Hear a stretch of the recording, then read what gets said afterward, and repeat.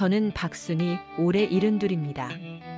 제 이야기를 들려드리는 이유는 저와 같은 피해를 당하는 분들이 더 이상 생기지 않았으면 하는 마음 때문입니다. 혹시 비슷한 상황에 계신 분이 있다면 꼭 끝까지 들어보시기 바랍니다. 남편과 45년을 함께 살았습니다. 큰아들 민수, 둘째 현수 두 아들을 키우며 평범하지만 행복한 가정을 꾸려왔죠.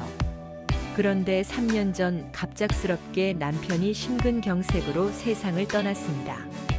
장례를 치르고 나니 세상이 무너지는 것 같았어요. 45년을 함께 한 반쪽이 사라진 것 같았습니다. 아침에 눈을 뜨면 옆자리가 비어 있고 저녁에는 혼자 밥을 먹어야 하는 현실이 너무 힘들었어요. 어머니, 이제 서울로 오세요. 저희가 모시겠습니다. 큰아들 민수가 말했어요. 민수는 서울에서 작은 회사를 운영하고 있었고, 둘째 현수는 대기업에 다니며 안정적인 생활을 하고 있었습니다. 두 아들 모두 서울에 집을 마련해 가정을 꾸리고 살고 있었죠. 어머니 혼자 계시면 걱정돼요. 서울로 오시면 손주들도 자주 볼 수 있고 병원도 가깝고요. 현수도 거들었습니다. 아들들의 마음은 고마웠지만 선뜻 결정할 수가 없었어요. 아들들에게 짐이 될 것 같기도 하고 무엇보다 서울의 복잡한 생활이 부담스러웠습니다. 다행히 남편이 부동산 투자를 잘 해놨었고 보험금도 있어서 경제적으로는 여유가 있었어요. 충분히 혼자서도 생활할 수 있는 상황이었습니다. 아들들아, 엄마는 고향으로 내려가서 살고 싶다. 너희들 걱정은 고맙지만 엄마가 짐이 되고 싶지 않아. 결국 저는 남편과 함께 살던 집을 정리하고 어린 적 자란 전라남도 고흥의 작은 마을로 내려왔습니다. 바다가 보이는 작은 전원주택을 샀어요. 서울 집을 판 돈으로 충분히 살 수 있었죠. 처음에는 정말 좋았어요.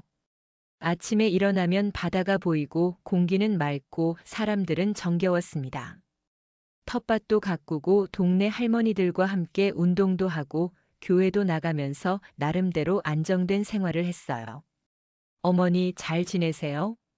아들들도 자주 전화를 했고 한 달에 한 번씩은 번갈아 가며 내려와 안부를 확인해 갔습니다. 손주들도 방학 되면 할머니 댁에 놀러 와서 즐거운 시간을 보냈어요. 하지만 시간이 지날수록 외로움이 찾아왔습니다. 낮에는 할 일이 있어서 괜찮지만 저녁이면 적막함이 밀려왔어요. 텔레비전을 켜놔도 소음일 뿐이었고 남편이 없는 빈자리가 너무 크게 느껴졌습니다. 그렇게 고향에서 1년 반 정도 지냈을 때였어요. 어느 화창한 봄날 동네 슈퍼에서 장을 보고 나오는데 낯선 남자분이 무거운 쌀포대를 들고 계시더라고요. 아저씨, 도와드릴까요? 아, 괜찮습니다. 감사합니다. 그분은 정중하게 인사를 하시더군요. 나이는 저보다 몇 살 어려 보였고 인상이 참 좋아 보였어요. 키도 크고 옷차림도 단정했습니다. 처음 뵙는 것 같은데 이 동네 분이세요? 아, 저는 서울에서 내려온 김철수라고 합니다. 얼마 전에 이 동네로 이사 왔어요. 김철수 씨였습니다. 알고 보니 저와 비슷한 상황이었어요. 부인을 암으로 잃고 서울에 있던 집을 정리해서 시골로 내려온 것이었습니다. 아, 그러시구나. 저도 남편을 잃고 서울에서 내려왔어요. 반갑습니다. 그렇게 첫 만남이 이루어졌습니다. 김철수 씨는 참 신사적이었어요. 말씨도 부드럽고 예의도 바르고 무엇보다 제 이야기를 잘 들어주었습니다. 그 후로 동네에서 종종 마주치게 되었어요. 슈퍼에서도 만나고 산책하다가도 만나고 교회에서도 만났습니다. 김철수 씨도 같은 교회를 다니시더라고요.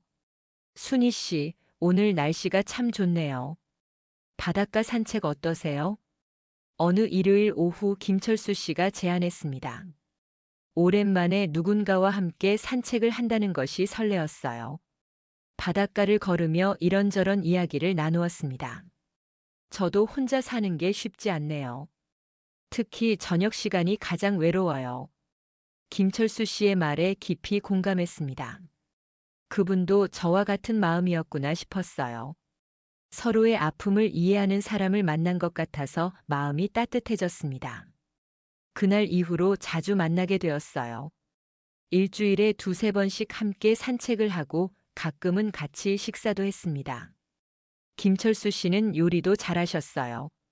가끔 직접 만든 반찬을 가져다 주시기도 했고요. 순희 씨, 이번 주말에 이웃 마을 벚꽃 축제 구경 가실래요? 봄이 되자 김철수 씨가 제안했습니다. 오랜만에 나들이를 한다는 생각에 기분이 좋았어요. 예쁜 옷을 골라 입고 오랜만에 화장도 했습니다. 벚꽃 축제장에서 함께 걸으며 꽃 구경을 했어요. 김철수 씨는 제 사진도 예쁘게 찍어주시고 맛있는 음식도 사주셨습니다. 마치 젊은 시절 연인과 데이트하는 것 같았어요. 순희 씨와 함께 있으니 마음이 참 편안합니다. 김철수 씨의 말에 가슴이 두근거렸습니다. 남편이 세상을 떠난 후 처음으로 느끼는 설렘이었어요. 이런 감정을 느껴도 되는 걸까 하는 죄책감도 들었지만 한편으로는 다시 살아있다는 느낌이 들었습니다. 그렇게 6개월 정도 지나면서 우리는 자연스럽게 연인 사이가 되었어요. 김철수 씨는 항상 저를 먼저 배려해 주시고 세심하게 챙겨주셨습니다. 혼자 살면서 느꼈던 외로움이 많이 사라졌어요. 연인 관계가 된 지 3개월쯤 지났을 때 저는 아들들에게 김철수 씨 이야기를 꺼냈습니다. 엄마, 뭐라고요? 큰아들 민수의 목소리에 당황스러움이 묻어났어요. 좋은 분을 만났다고. 서울에서 내려온 분인데 혼자 사시거든. 어머니, 그게 무슨. 아버지 돌아가신 지 얼마나 됐다고. 민수는 당황해했고 둘째 현수도 마찬가지였습니다. 엄마, 혹시 누가 접근해서 재산을 노리는 건 아닐까요? 요즘 그런 사기꾼들이 많다던데요. 현수의 걱정도 이해할 만했어요. 하지만 김철수 씨는 그런 분이 아니었습니다. 경제적으로도 여유가 있어 보였고 무엇보다 돈 이야기를 한 번도 꺼낸 적이 없었어요. 아들들아, 엄마도 사람이야. 혼자 살기 외로우니까 좋은 분과 함께 시간을 보내는 거지. 그분은 그런 사람이 아니야. 결국 큰아들 민수가 내려왔어요. 김철수 씨를 직접 만나보겠다고 했습니다. 안녕하세요. 순희 씨 큰아들 민수입니다. 아, 반갑습니다. 김철수라고 합니다. 어머님께 많은 이야기를 들었습니다. 김철수 씨는 민수에게도 정중하고 예의 바른 모습을 보였어요. 함께 식사를 하면서 자신의 이야기도 솔직하게 털어놓았습니다. 저도 부인을 잃고 혼자 살면서 많이 외로웠는데 어머님을 만나면서 마음의 위로를 받고 있습니다. 어머님을 진심으로 아끼고 있고 불편하게 해드리고 싶지 않습니다. 김철수 씨의 진솔한 모습에 민수도 조금씩 마음을 열었어요. 특히 김철수 씨가 자신의 경제 상황을 투명하게 공개하고 제게 절대 경제적 도움을 요청하지 않겠다고 약속하는 모습을 보고 안심하는 것 같았습니다. 어머니가 행복하시면 저도 좋습니다. 다만 조심스럽게 지켜봐 주시면 감사하겠습니다. 민수가 떠나고 나서 둘째 현수도 내려왔어요. 현수는 형보다 더 신중했지만 김철수 씨와 대화를 나누면서 점점 마음을 열었습니다. 현수야, 아버지가 돌아가시고 나서 어머니가 많이 외로워하시는 거 알지? 김철수 아저씨가 곁에 계시니까 어머니가 많이 밝아지셨어. 네, 맞아요. 어머니가 예전보다 훨씬 활기차 보이세요. 현수는 김철수 씨와 특히 잘 통했어요. 현수가 다니는 회사 이야기, 경제 상황에 대한 이야기를 나누면서 의기투합했습니다. 김철수 씨가 경제에 대해 해박한 지식을 가지고 있어서 현수가 감탄할 정도였어요. 어머니, 김철수 아저씨 정말 좋은 분 같아요. 경제관념도 확실하시고 무엇보다 어머니를 진심으로 아끼시는 게 느껴져요. 현수의 인정을 받으니 저도 마음이 편해졌어요. 그 후로 아들들은 김철수 씨를 가족처럼 받아들였습니다. 명절 때는 함께 식사를 하기도 하고 김철수 씨도 아들들을 친아들처럼 챙겨주었어요. 어머니, 김철수 아저씨와 재혼하실 생각은 없으세요? 어느 날 현수가 물었어요. 아직은 그런 생각 없어. 지금처럼 지내는 것도 좋잖아. 네, 어머니가 행복하시면 그걸로 충분해요. 그렇게 1년이 지났습니다. 김철수 씨와 함께하는 시간이 점점 늘어나면서 저는 정말 행복했어요. 혼자 살면서 느꼈던 외로움은 사라졌고 매일매일이 즐거웠습니다. 그런데 김철수 씨와 만난 지 1년쯤 되었을 때부터 이상한 일들이 생기기 시작했어요. 처음에는 정말 사소한 일이었습니다. 순희 씨, 어제 약속했던 식당 이름이 뭐였죠? 어제요? 우리 어제 만났었나요? 아, 그럼 언제였나? 제가 잘못 기억한 것 같네요. 이런 식으로 약속이나 대화에 대해 서로 다른 기억을 가지는 일이 종종 생겼어요. 처음에는 나이가 들어서 그런가 보다 생각했습니다. 하지만 점점 이상한 일들이 늘어났어요. 순희 씨, 지난번에 빌려준 책 가져왔어요? 무슨 책이요? 아, 요리책 말이에요. 분명히 빌려달라고 하셔서 빌려드렸는데. 제가 언제 책을 빌렸다고 그랬나요? 아, 그랬는데. 혹시 깜빡하신 건 아닐까요? 이런 일이 반복되기 시작했어요. 김철수 씨는 항상 저보다 기억을 더 정확히 하는 것 같았고, 저는 점점 제 기억을 의심하게 되었습니다. 더 이상한 것은 물건들이 자꾸 없어지는 일이었어요. 처음에는 지갑이었습니다. 내 지갑이 어디 갔지? 집안을 뒤져봐도 지갑이 보이지 않았어요. 신용카드와 현금이 들어있던 지갑이었는데 감쪽같이 사라졌습니다. 순희 씨, 혹시 어디 나갔을 때 떨어뜨린 건 아닐까요? 김철수 씨의 말에 그럴 수도 있겠다 싶었어요. 나이가 들어서 부주의해진 것일 수도 있고요. 그런데 일주일 후에 지갑이 침실 서랍에서 나왔어요. 여기 있네. 분명히 서랍은 몇 번이나 뒤졌는데 없었거든요. 이상했지만 내가 제대로 못 찾았나 보다 생각했습니다. 그 다음에는 휴대폰이 없어졌어요. 아, 휴대폰이 어디 갔지? 이번에도 집 안 곳곳을 뒤져봤지만 찾을 수 없었어요. 김철수 씨도 함께 찾아주었지만 보이지 않았습니다. 순희 씨, 혹시 치매 초기 증상이 아닐까요? 요즘 깜빡깜빡하는 일이 많으신 것 같은데. 김철수 씨의 말에 가슴이 철렁 내려앉았어요. 치매라니. 생각해보니 최근에 깜빡하는 일이 많긴 했습니다. 설마. 그럴 리가.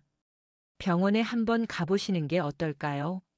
조기에 발견하면 진행을 늦출 수 있다고 하던데요. 김철수 씨의 제안이 합리적으로 들렸어요. 혹시 정말 치매가 시작된 건 아닐까 하는 불안감이 커졌습니다. 그런데 며칠 후 휴대폰도 침실 서랍에서 발견되었어요. 지갑이 나왔던 바로 그 자리에서요. 이상하네. 분명히 여기는 뒤져봤는데. 점점 제 자신을 믿을 수 없게 되었어요. 정말 치매가 시작된 건 아닐까 하는 생각에 밤잠을 이룰 수 없었습니다. 그 후로도 이런 일들이 계속 반복되었어요. 귀걸이가 없어졌다가 나타나고 통장이 없어졌다가 나타나고 매번 김철수 씨는 병원에 가보자고 권했습니다. 순희 씨, 이제 정말 심각한 것 같아요.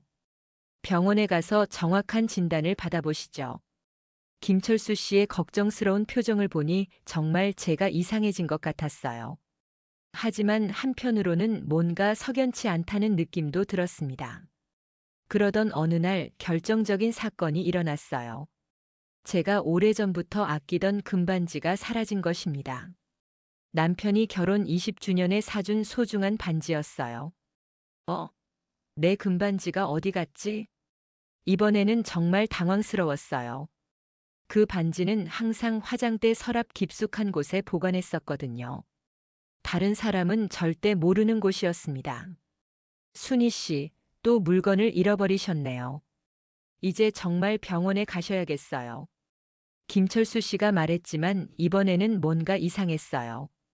그의 표정에 걱정보다는 다른 감정이 스쳐 지나가는 것 같았습니다. 그날 밤 잠을 이룰 수 없어서 새벽에 화장실에 갔어요. 그런데 거실에서 이상한 소리가 들렸습니다. 살금살금 나가서 확인해 보니 김철수 씨가 제 서랍을 뒤지고 있었어요.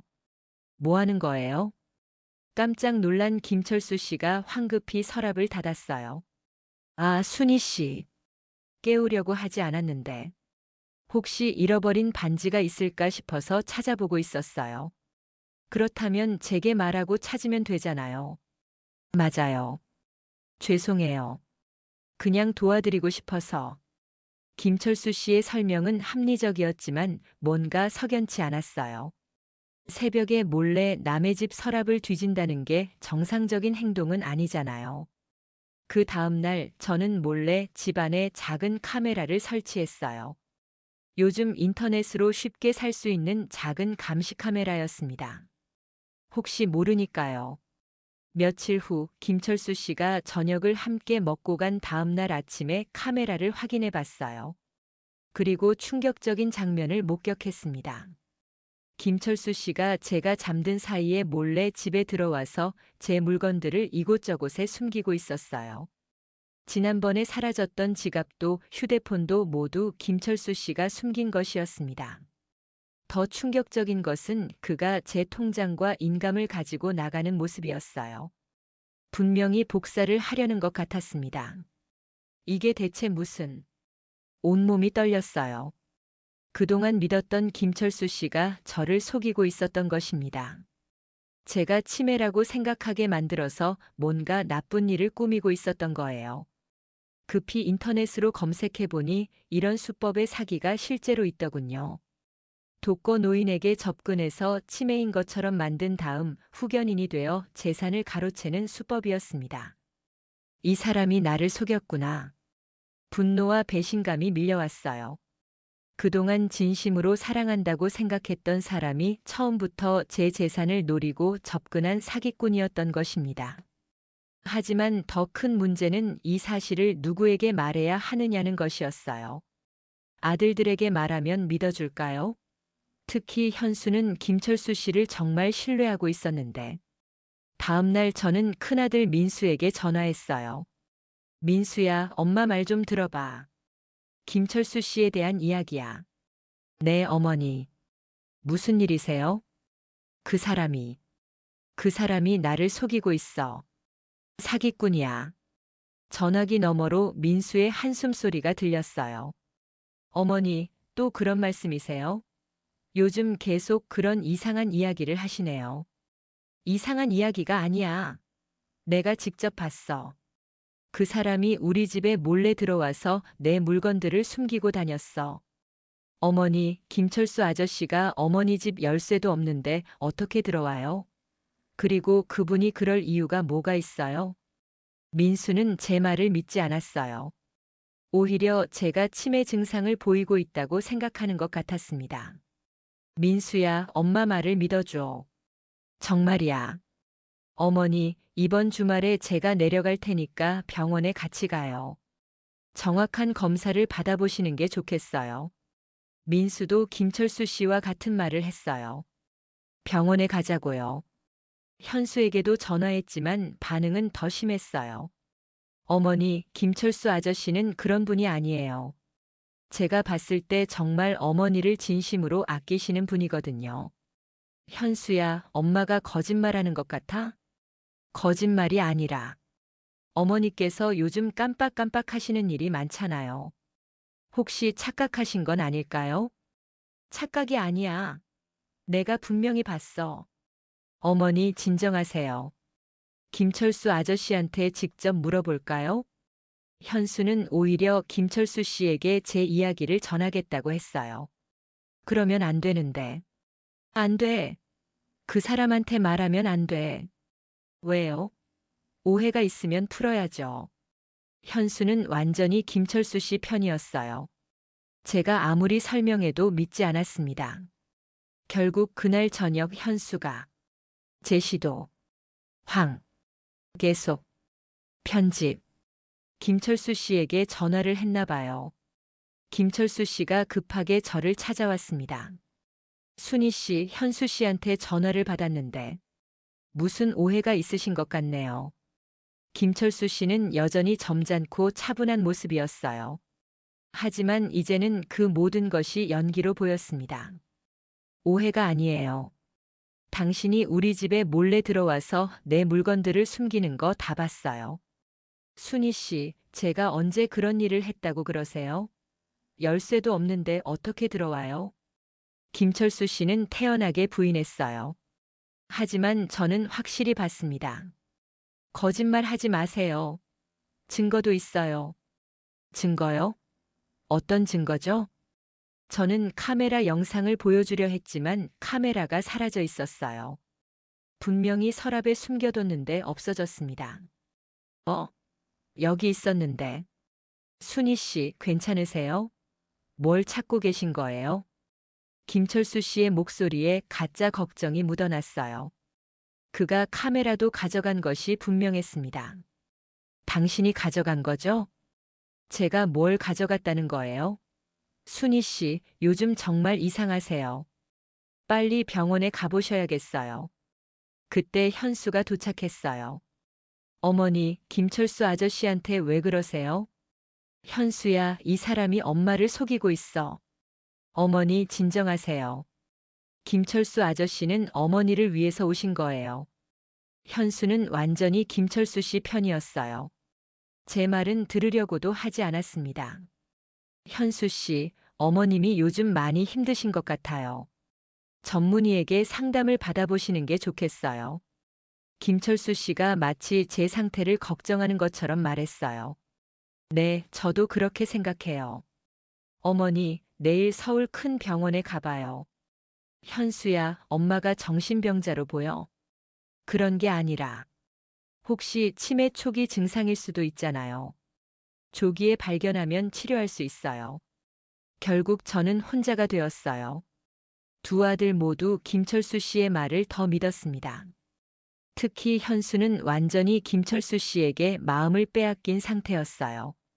그날 밤 현수는 김철수 씨와 함께 제 상태에 대해 심각하게 상의했습니다. 아저씨, 어머니가 요즘 정말 이상해요. 자꾸 망상을 하시고. 현수 씨, 저도 걱정입니다. 이런 상태로는 혼자 계시기 어려울 것 같아요. 그럼 어떻게 해야 할까요? 일단 정확한 진단을 받아보시고 만약 치매라면 요양원을 알아보셔야 할 것 같아요. 요양원이라니. 저는 옆방에서 그들의 대화를 모두 들었어요. 김철수 씨의 계획이 무엇인지 이제 확실해졌습니다. 저를 치매 환자로 만들어서 요양원에 보낸 다음 제 재산을 가로채려는 것이었어요. 하지만 아무도 제 말을 믿어주지 않았습니다. 오히려 제가 정신적으로 문제가 있다고 생각했어요. 다음 날 현수는 정말로 저를 서울대학병원에 데려갔어요. 신경과에서 치매 검사를 받았습니다. 어르신, 간단한 인지능력 검사를 해보겠습니다. 의사는 여러 가지 질문을 했어요. 오늘 날짜, 현재 계절, 간단한 계산 문제 등등. 저는 모든 질문에 정확하게 답했습니다. 검사 결과상으로는 특별한 문제가 없어 보입니다. 인지능력도 정상 범위에 있고요. 다행히 의사는 제가 정상이라고 했어요. 하지만 현수는 실망한 기색이 역력했습니다. 그런데 선생님, 어머니가 요즘 자꾸 이상한 말씀을 하세요. 없는 일을 있다고 하시고. 아, 그런 증상이 있으시군요. 혹시 스트레스를 많이 받으셨거나 우울감은 없으신가요? 스트레스요? 네, 환경 변화나 대인관계에서 오는 스트레스가 이런 증상을 유발할 수도 있어요. 정신건강의학과 상담을 받아보시는 것도 좋겠습니다. 결국 정신건강의학과까지 가게 되었어요. 정신과 의사는 더 자세한 질문을 했습니다. 어르신, 요즘 누군가가 당신을 해치려 한다고 느끼시나요? 해치려 한다기보다는 속이고 있어요. 누가 속이고 있다고 생각하시나요? 저는 김철수 씨에 대한 이야기를 했어요. 하지만 의사의 반응이 이상했습니다. 피해망상 증상이 있어 보이네요. 스트레스성 일시적 증상일 수도 있고요. 피해망상이라니. 저는 정상인데 정신병자 취급을 받고 있었어요. 의사 선생님, 제가 정신병자로 보이세요? 정신병이라는 표현은 적절하지 않고요. 다만 일시적으로 현실 인식에 왜곡이 있어 보입니다. 약물 치료를 시작하는 게 좋겠어요. 약물 치료까지 권하더군요. 현수는 의사의 말에 고개를 끄덕였어요. 선생님, 어머니가 혼자 살기 어려운 상태인가요? 지금 당장은 큰 문제 없지만 증상이 악화되면 돌봄이 필요할 수도 있어요. 집으로 돌아오는 길에 현수가 말했어요. 어머니, 이제 혼자 살기 어려울 것 같아요. 서울로 오시거나 아니면 뭐? 요양원을 알아볼까요? 요양원 이야기가 나왔어요. 김철수 씨의 계획대로 되어가고 있었습니다. 현수야, 엄마가 그렇게 정신이 나간 것 같아? 그런 게 아니라 혼자 계시면 위험할 것 같아서요.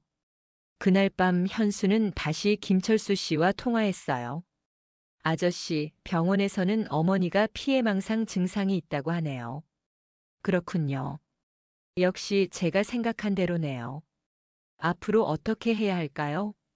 현수 씨가 어머님의 재산 관리를 맡으시는 게 좋겠어요.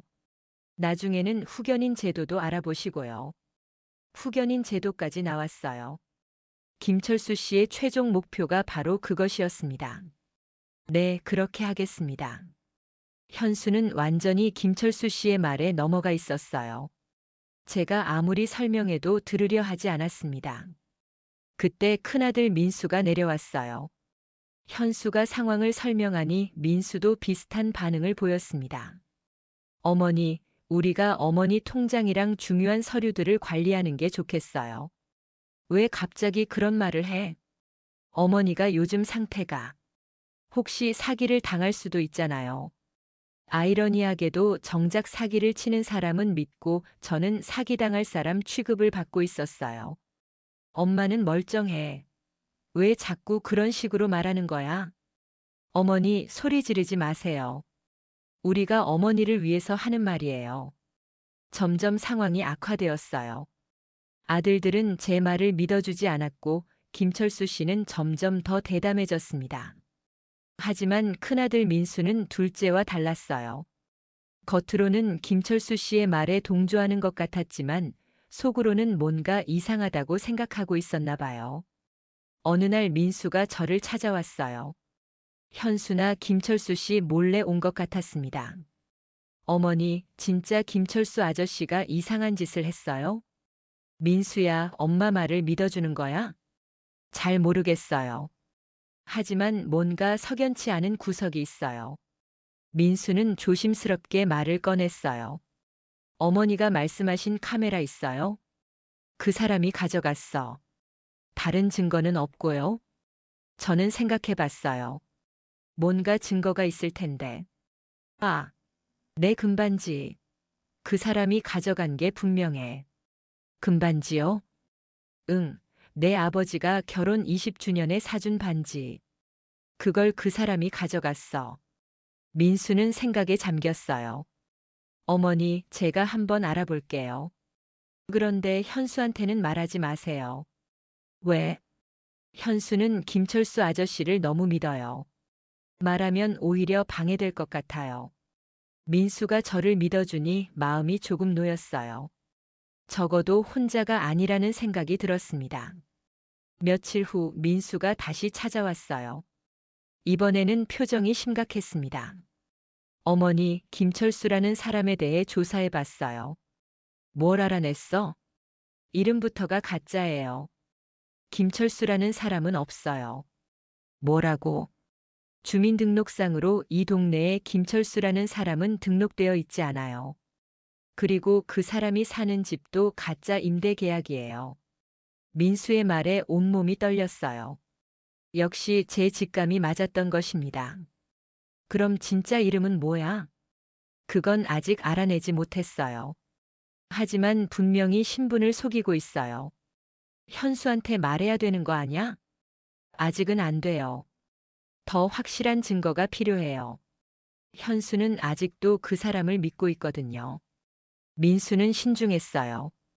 성급하게 행동하면 오히려 역효과가 날 수 있다는 것을 알고 있었습니다. 어머니, 당분간은 그 사람 앞에서 눈치채지 못하게 조심하세요. 제가 더 알아볼게요. 알겠어. 고마워, 민수야. 처음으로 제 편이 생긴 것 같아서 마음이 든든했어요. 민수는 그 후로 사설 탐정까지 고용해서 김철수 씨에 대해 조사했어요. 그리고 일주일 후 충격적인 사실을 알아냈습니다. 어머니, 큰일 났어요. 뭔데? 그 사람 진짜 이름은 박문수고 전과자예요. 사기 전과가 여러 번 있어요. 사기꾼이었구나. 네, 그런데 더 심각한 건 이번이 처음이 아니에요. 다른 지역에서도 똑같은 수법으로 여러 명을 속였어요. 민수가 보여준 자료에는 박문수의 범죄 기록이 상세히 나와 있었어요. 독거 노인에게 접근해서 치매인 것처럼 만든 다음 재산을 가로채는 수법을 여러 번 써먹은 것이었습니다. 피해자가 이미 3명이나 있어요. 모두 어머니와 비슷한 연령대의 여성들이에요. 그럼 나도. 네, 4번째 타겟이었던 거예요. 이제 모든 것이 명확해졌어요. 처음부터 저를 노리고 접근한 계획적인 범죄였던 것입니다. 현수한테도 이제 말해야겠어요. 네, 이제는 증거가 확실하니까 말해도 될 것 같아요. 민수는 현수를 불러서 모든 증거를 보여줬어요. 처음에 현수는 믿으려 하지 않았습니다. 형, 이게 무슨 소리예요? 김철수 아저씨가 사기꾼이라고요? 현수야, 증거를 봐. 이름부터 가짜야. 그럴 리가. 아저씨는 그런 분이 아니에요. 현수는 끝까지 부인했어요. 하지만 명확한 증거 앞에서는 어쩔 수 없었습니다. 전과 기록도 여기 있어. 똑같은 수법으로 다른 사람들도 속였어. 서류를 본 현수의 얼굴이 창백해졌어요. 이게 정말이에요? 응, 사설 탐정을 통해 확인한 거야. 그제야 현수가 진실을 받아들이기 시작했어요. 그럼 어머니 말씀이 맞았던 거네요. 그래, 어머니가 처음부터 맞았어. 현수는 충격을 받은 것 같았어요. 그동안 저를 의심하고 김철수 씨를 믿었던 자신을 자책하는 표정이었습니다. 어머니, 정말 죄송해요. 제가 아저씨를 너무 믿었어요. 괜찮아, 현수야. 그 사람이 워낙 교묘했으니까. 이제 가족이 다시 하나가 되었어요. 하지만 문제는 어떻게 박문수를 처벌할 것인가였습니다. 일단 경찰에 신고해야겠어요. 민수의 말에 모두 동의했어요. 하지만 경찰에 신고하기 전에 확실한 증거를 더 확보해야 했습니다. 어머니, 혹시 그 사람이 어머니 통장이나 인감을 복사한 흔적이 있어요? 글쎄, 모르겠어. 민수는 은행에 가서 제 계좌 내역을 확인해 봤어요. 다행히 아직 돈이 빠져나간 흔적은 없었습니다. 하지만 통장과 인감이 복사되었을 가능성이 높았어요. 일단 통장을 새로 만들고 인감도 바꿔야겠어요. 그래, 그렇게 하자. 우리는 신속하게 대응했어요. 은행에서 모든 거래를 중단시키고 새로운 계좌를 만들었습니다. 그리고 마침내 경찰에 신고했어요. 독거노인 대상 사기 사건으로 신고하러 왔습니다. 경찰서에서 상세히 진술했어요. 박문수의 실명과 전과 기록, 그리고 그동안의 피해 상황을 모두 설명했습니다. 이미 다른 지역에서도 비슷한 수법으로 범죄를 저질렀다고요? 네, 사설 탐정을 통해 확인했습니다. 경찰도 사건의 심각성을 인식하고 즉시 수사에 착수했어요. 일단 용의자를 체포하고 피해 상황을 정확히 파악해 보겠습니다. 며칠 후 박문수가 체포되었다는 연락이 왔어요. 어머님, 용의자를 체포했습니다. 집에서 어머님의 금반지와 복사된 통장, 인감 등이 발견되었어요. 역시 제 예상이 맞았어요. 박문수는 제 재산을 가로채기 위해 모든 준비를 끝내놓고 있었던 것입니다. 다른 증거도 많이 나왔나요? 네, 다른 피해자들의 물건도 발견되었고 범행을 입증할 결정적 증거들이 많이 나왔습니다. 박문수는 결국 자백했어요. 독거 노인들을 상대로 한 계획적인 사기였다는 것을 인정했습니다.